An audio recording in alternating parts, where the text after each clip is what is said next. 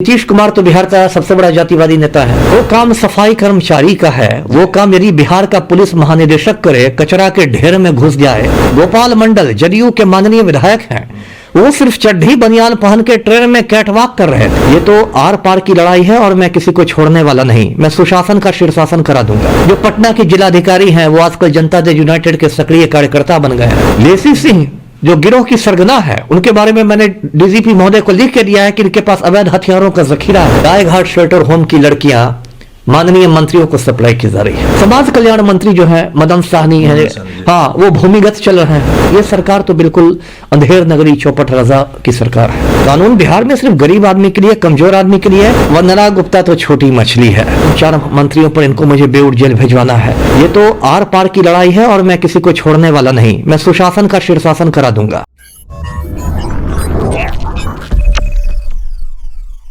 नमस्कार, आप देख रहे हैं ब्रेकिंग बिहार। अभी हम हैं पूर्व आईपीएस अधिकारी अमिताभ दास सर के पास। इनसे जानेंगे लगातार जो है यह बिहार में कुव्यवस्था के खिलाफ, अव्यवस्था के खिलाफ आवाज उठाते रहे हैं। अभी खास करके जो गायघाट शेल्टर होम की घटनाएं घटी हैं, इसमें भी सर ने काफी मुखर तरीके से अपनी आवाज उठाई है। इनसे जानेंगे कि गायघाट शेल्टर होम वाला मामला आखिर है क्या। सर, सबसे पहले तो आपका सर ब्रेकिंग बिहार में स्वागत है। सर, शेल्टर होम वाला मामला क्या है सर? आप हमेशा से आवाज उठाते रहे हैं, चाहे आप जब पद पर थे या जब आपने रिटायरमेंट ले लिया, हमेशा से सर आप आवाज उठाते रहे। जी, अभी जो गायघाट शेल्टर होम का मामला गर्म है, तो इसमें मैंने ऑलरेडी राज्यपाल महोदय को सूचित कर दिया है कि गायघाट शेल्टर होम की लड़कियां माननीय मंत्रियों को सप्लाई की जा रही है। और ये बात मैं डंके की चोट पर बोल रहा हूं, पहले दिन से बोल रहा हूं। इसके पहले जो मुजफ्फरपुर बालिका गृह कांड उजागर हुआ था 3-4 साल पहले, जिसमें हंगामा हो गया जी, तो उसमें भी आपको याद होगा कि शुरू में लिपापोती की कोशिश की गई थी। डीजीपी महोदय ने और समाज कल्याण के प्रधान सचिव महोदय ने एक संयुक्त संवाददाता सम्मेलन करके कहा था कि सीबीआई जांच की कोई जरूरत ही नहीं है।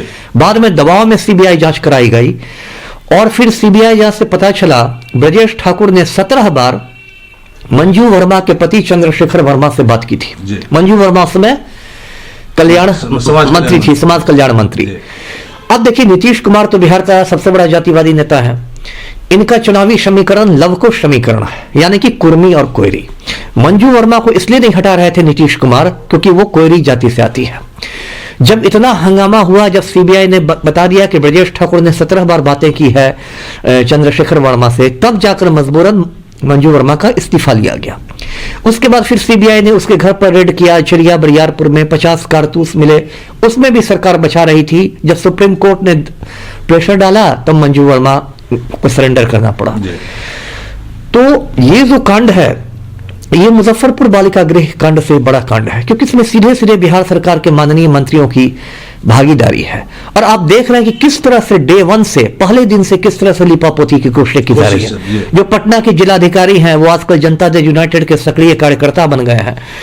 तो उन्होंने उस पीड़िता से, जो लड़की कह रही है कि उसके साथ गलत काम हुए, नशा दिया गया भोजन में, उससे उन्होंने मिलने से इनकार कर दिया। समाज कल्याण विभाग ने 2 मिनट में खाना पूरी कर दिया और जांच रिपोर्ट में इस पूरे मामले को खारिज कर दिया कि नहीं, ऐसा कोई मामला नहीं है। अब जाकर जब ऑनरेबल हाई कोर्ट ने इस मामले का सुओ मोटो कॉग्निजेंस लिया है, स्वतः संज्ञान लिया है, आज ही सुनवाई है हाई कोर्ट में 7 फरवरी को, तब जाकर सरकार में खलबली मची है और जल्दबाजी में अब खाना पूरी हो रही है। और तब जाकर समाज कल्याण विभाग ने उस लड़की को बुलवाया, उसका बयान दर्ज किया है। लेकिन अभी भी ध्यान देने की बात है कि आज की तारीख में जो मुझे सूचना है, कोई एफआईआर दर्ज नहीं हुआ है, प्राथमिकी दर्ज नहीं हुई है जी। जबकि सीआरपीसी का ने साफ है कि कोई भी संज्ञेय मामला हो, कॉग्निजेंस ऑफेंस हो, तो उसमें तो एफआईआर, सबसे पहले एफआईआर होना है, फर्स्ट इंफॉर्मेशन रिपोर्ट है। और ये इतना गंभीर मामला है, इसमें तो पहले आपको रेप केस का होगा की धारा लगेगी, नाबालिग का मामला है तो पोक्सो लगेगा, जो इतना कड़ा कानून है पोक्सो, वो लगेगा। लेकिन कुछ नहीं हुआ है। तो इस तरह से पूरी ऑपरेशन लिपापोती चल रही है। समाज कल्याण मंत्री जो है मदन साहनी है, हाँ, वो भूमिगत चल रहे हैं, है ना। वो तो जब से ये मामला सामने आया है उनके दर्शन ही नहीं हुए हैं, वो भूमिगत हो गए हैं, अंडरग्राउंड हो गए हैं, है ना। जो हमारे सुशासन बाबू हैं, जिन्होंने 1 महीना पहले समाज सुधार अभियान शुरू कर दिया था, लगा था कि राजा राम मोहन राय की आत्मा इनमें प्रवेश कर गई है, सुशासन बाबू मुंह में दही जमा के बैठे हुए हैं। इतना गंभीर कांड हुआ है, पूरे देश में इसकी चर्चा है और बिहार में भी नंबर 1 पर ये चर्चा का बाजार गर्म है। सुशासन बाबू का एक बयान नहीं आया है इस पर, वो मुंह पर अलीगढ़ का तला लटका के बैठ गए हैं। तो मामला बहुत गंभीर है। आज मैं उम्मीद करता हूं कि ऑनरेबल हाईकोर्ट कोई कड़ा आदेश देगा, क्योंकि ये सरकार लात का भूत है, ये बात से नहीं मानती है। 2-4 लात लगेंगे अदालत से तब सरकार हरकत में आएगी, तो मैं उसका स्वागत करूंगा। और मुझे जो भी उम्मीद है वो न्यायपालिका से है। ये सरकार तो बिल्कुल अंधेर नगरी चौपट रजा की सरकार है। सर, आपने 4 मंत्रियों के भी बारे में खुल्लम खुल्ला कहा है, सर क्या उनके नामों का खुलासा आप नहीं करेंगे? जी, अभी मैं नामों का खुलासा नहीं कर रहा, क्योंकि अभी देखिए मैं जिम्मेदार आदमी हूं, है ना, कोई मैं नेता तो नहीं हूं कि कुछ कुछ बोलता चलूं। तो अभी मैं सबूत इकट्ठे कर रहा हूं, मुझे 2-4 दिन में सारे सबूत इकट्ठे होंगे, तब मैं बाकायदा हलफनामा करके एफिडेविट करके उनके नाम दूंगा। देखिए, सबसे बड़ी समस्या खौफ की समस्या है। बिहार में ऐसा माफिया राज है और माफिया की इतना खौफ लोगों में समाया हुआ है, लोग सामने आ नहीं रहे, सामने आ नहीं रहे। माफिया राज के खिलाफ भी आप बराबर अपनी आवाज बिल्कुल बिल्कुल बिल्कुल। देखिए क्या है कि बिहार में माफिया राज है और ईमानदार लोगों पर सर्जिकल स्ट्राइक किया जा रहा है। आज के बिहार की यह हकीकत है। मैं आपको एक माननीय मंत्री महोदया का नाम बताता हूं, श्रीमती लेसी सिंह है, बिहार कैबिनेट में मंत्री है। ये पूर्णिया में पूरा का पूरा गिरोह चला रही है। पहले इसका पति बूटन सिंह था, पूर्णिया का सबसे खूंखार क्रिमिनल था। मैं किशनगंज का एसपी रह चुका हूं। वो समय तो सर बिहार में कई जिलों में जी, कई जिलों में रह चुका। दुर्भाग्य है कि एक आईपीएस अधिकारी को अपनी बातें इस तरह से करनी पड़ी। जी, और बूटन सिंह बहुत खूंखार क्रिमिनल था पूर्णिया का। बाद में गैंगवार में उसकी हत्या कर दी गई। उसकी हत्या के बाद उसके पूरे गिरोह की कमान उसकी वाइफ श्रीमती लेसी सिंह के हाथ आ गई, जो आज बिहार सरकार में कैबिनेट मंत्री है। अभी 1-2 महीने पहले पूर्णिया में रिंटू सिंह की हत्या हुई है। सरसी थाना में कांड दर्ज हुआ है। रिंटू सिंह की पत्नी रो रो के कह रही है कि मंत्री लेसी सिंह ने हत्या करवाई है। मंत्री महोदया का जेल जाना तो दूर, मंत्री महोदया से पूछताछ तक अब तक नहीं हुई है। इस केस में सर उनके भतीजे की गिरफ्तारी हुई थी। गिरफ्तारी भी तब हुई जब बहुत ज्यादा मीडिया का दबाव, विपक्ष का दबाव, किस्म किस्म का दबाव पड़ा। लेकिन भतीजा को तो बलि का बकरा बना दिया गया है। लेसी सिंह जो गिरोह की सरगना है, उनके बारे में मैंने डीजीपी महोदय को लिख के दिया है कि इनके पास अवैध हथियारों का जखीरा है। उस पर क्या हो रहा है? सर आपको क्या लगता है कि अभी का जो स्थिति है इसमें डीजीपी भी बेबस हो गए हैं क्या? अरे आप मेरा मुंह नहीं खुलवाइए, वो मुझसे सीनियर हैं। क्या मैं कहूं, डीजीपी महोदय की तो ये हालत हो गई है कि विधान मंडल परिसर में कचरा के ढेर में घुसकर दारू की खाली बोतलें खोज रहे हैं, आईपीएस का यूनिफॉर्म पहन के।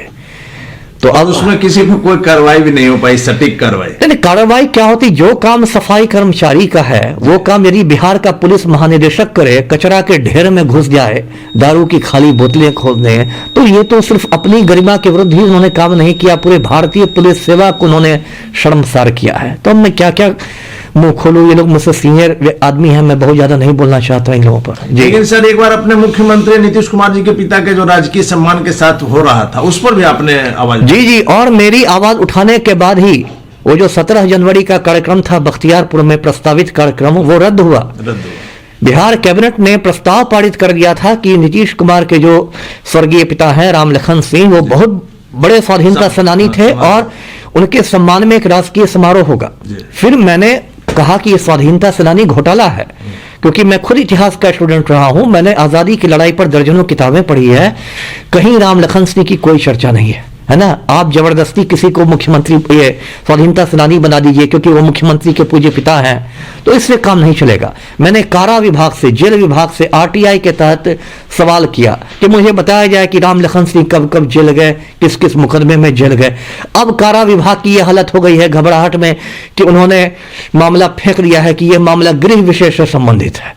अब गृह विशेष में गया होगा तो वो फेंक देंगे कि यह मामला गृह आरक्षी से संबंधित है, वो फेंक देगा कि यह मामला सामान्य प्रशासन विभाग से संबंधित है। मतलब एक दूसरे पर लिपापोती हो रही है, कोई कार्रवाई नहीं। इसको फेंका फेंकी कहते हैं, पासिंग द बक, इंग्लिश में जो कहते हैं ना पासिंग द बक, ये फेंका फेंकी हो रही है क्योंकि इनके पास कोई जवाब नहीं है। इतना बड़ा झूठ को ये सच कैसे बना सकते हैं? ये स्थिति तब है सर जब बिहार में सुशासन की सरकार मानी जाती है। हम सिर्फ कहने के लिए सुशासन है ना, असली में तो आपने देखा गोपाल मंडल जदयू के माननीय विधायक हैं, वो सिर्फ चड्ढी बनियान पहन के ट्रेन में कैटवॉक कर रहे थे। और हमेशा जिस तरह से उनका बयान आता है, सिवान के एक विधायक हैं, उनका जिस तरह से बयान आता है, सरकार की भी किरकिरी होती है। गोपाल मंडल ने कैटवॉक किया चड्ढी बनियान पहन के तेजस एक्सप्रेस में, यात्रियों के साथ दुर्व्यवहार किया। प्रहलाद पासवान नाम के एक यात्री ने उनकी लिखित शिकायत की दिल्ली रेल पुलिस में। दिल्ली रेल पुलिस ने बिहार रेल पुलिस को भेज दिया, लेकिन चूंकि गोपाल मंडल माननीय विधायक हैं और वो भी सत्ताधारी दल के, तो सभी कानूनों से ऊपर है, उन पर कुछ नहीं हुआ है ना। कानून बिहार में सिर्फ गरीब आदमी के लिए, कमजोर आदमी के लिए। शराबबंदी में हजारों हजार गरीब आदमी जेल में बंद है, कोई जमानत कराने वाला नहीं है। सर, गायघाट शेल्टर होम वाले मामला को आप मुजफ्फरपुर से भी बड़ा मानते हैं? जी, मुजफ्फरपुर से मैं बड़ा मानता हूं। ये राजधानी का मामला है, राजधानी का लोकल मामला है, और इसमें सीधे सीधे मंत्रियों को सप्लाई की जाती है, ये मैं कह रहा हूं। सर, उसका सुपरिटेंडेंट जो है वंदना गुप्ता करके है सर, उस पर भी किसी तरह की कार्रवाई नहीं हुई, या लास्ट में हो सकता है सिर्फ? देखिए, वंदना गुप्ता तो छोटी मछली है ना, छोटी मछली है ना। जब ज्यादा प्रेशर पड़ेगा ना हाई कोर्ट का, तो ये लोग उसको बलि का बकरा बना देंगे। लेकिन सरकार मछलियों तक बात नहीं जाएगी। हाँ, बड़े घड़ियालों तक बात नहीं जाएगी। सरकार में ऐसा होता है, कोई कांड जब तूल पकड़ लेता है तो उसमें बलि का बकरा ढूंढा जाता है, जो राजनीतिक रूप से थोड़ा कमजोर हो, जिसके आगे पीछे कोई लॉबी नहीं हो, और फिर उसको बलि का बकरा बना दिया जाता है। हो सकता है ये मामला भी ज्यादा तूल पकड़े, वंदना गुप्ता निलंबित हो जाए, उस पर विभागीय कार्यवाही चल जाए। लेकिन बड़े बड़े घड़ियालों का क्या होगा जो माननीय मंत्री बैठे हुए हैं? सर, समाज में माना जाता है, हम लोग भी बचपन से देख रहे हैं कि अगर समाज में कोई है पद है तो आईपीएस और आईएएस का है। आपने सर सारा जीवन अपना उसी में लगा दिया, उसके बावजूद अगर आपकी बातों से ऐसी बेबसी झलक रही है सरकार को लेकर, समाज को लेकर, तो सही में स्थिति चिंताजनक लग रही है। बहुत चिंताजनक है। मैंने कहा ना, पूरी व्यवस्था जो है वो ध्वस्त हो गई है ना। माफिया हावी हो गया है सिस्टम पर। हर चीज में हाईकोर्ट को हस्तक्षेप करना पड़ रहा है, हाईकोर्ट को या सुप्रीम कोर्ट को। आप देखिए, ब्रजेश ठाकुर को तो कोई सजा नहीं होती, ऑनरेबल सुप्रीम कोर्ट ने समझ लिया कि बिहार में इंसाफ नहीं मिलने वाला है। उस केस की सुनवाई को मुजफ्फरपुर कोर्ट से दिल्ली के साकेत कोर्ट ट्रांसफर कर दिया गया, और तब वहां से जाके इंसाफ मिला। ब्रजेश ठाकुर बिहार के जेलों में बिल्कुल बादशाहों की तरह रह रहा था। सुप्रीम कोर्ट ने उसको पहले पटियाला जेल पंजाब भेजा, फिर तिहाड़ जेल दिल्ली भेज दिया।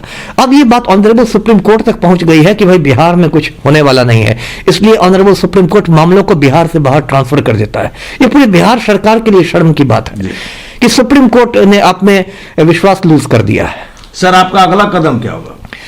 अब अगला कदम तो आज मैं ऑनरेबल हाई कोर्ट के फैसले का इंतजार कर रहा हूं जी। एक तो मैं अभी सबूत इकट्ठे कर रहा हूं इन 4 मंत्रियों पर, इनको मुझे बेऊर जेल भिजवाना है, और उसके बाद मैं कुछ वकीलों से बात कर रहा हूं। उसके बाद हम लोग जनहित याचिका करने पर सोच रहे हैं, PIL करने पर सोच रहे हैं। क्योंकि जी सर, आपके जैसा जिम्मेवार व्यक्ति यदि 4 मंत्रियों की बात कर रहा है तो निश्चित ही आपके पास काफी पक्का सबूत है, जिससे कि कल के डेट में इनको सजा भी हो। बिल्कुल बिल्कुल, और सजा होगी, है ना। हम लोग देखिए, मैंने ये 24 बरस तक मैं IPS रहा, और मैंने बिहार के बहुत सारे माफिया की खाट खड़ी की है। पता है सर, STF तक में जी जी जी, अपने मुंह से जहां रहे हैं वहां आपका काम अलग रहा। मैं अपने मुंह से अपनी तारीफ नहीं करना चाहता, लेकिन बिहार में हजारों पुलिसकर्मियों ने मेरे साथ काम किया है, वो लोग आपको बताएंगे मेरे बारे में। इसलिए ये तो आर पार की लड़ाई है, और मैं किसी को छोड़ने वाला नहीं। मैं सुशासन का शीर्षासन करा दूंगा, सरकार का सर नीचे हो जाएगा, पैर ऊपर हो जाएगा। सर, मंत्रियों के नामों का खुलासा आप उचित समय पर? जी जी बिल्कुल, क्योंकि अभी मैं इसे नहीं कर सकता। मुझे आप पुख्ता सबूत दीजिए, फिर आपसे मुलाकात होगी, फिर अगले इंटरव्यू में, और उसमें मैं खुलासा करूंगा। धन्यवाद जी। तो ये थे हमारे साथ पूर्व IPS अधिकारी अमिताभ दास जी, जिनका साफ तौर पर कहना है कि बिहार सरकार के वर्तमान में 4 मंत्री शेल्टर होम गायघाट वाले प्रकरण में सीधे दोषी हैं, जिनके खिलाफ इनके पास पर्याप्त सबूत है। ये मीडिया के सामने इसे रखेंगे, लेकिन सही वक्त आएगा तब ये बताएंगे। आप देख रहे हैं ब्रेकिंग बिहार, खबरों का सिलसिला जारी है, आप बने रहें ब्रेकिंग बिहार के साथ।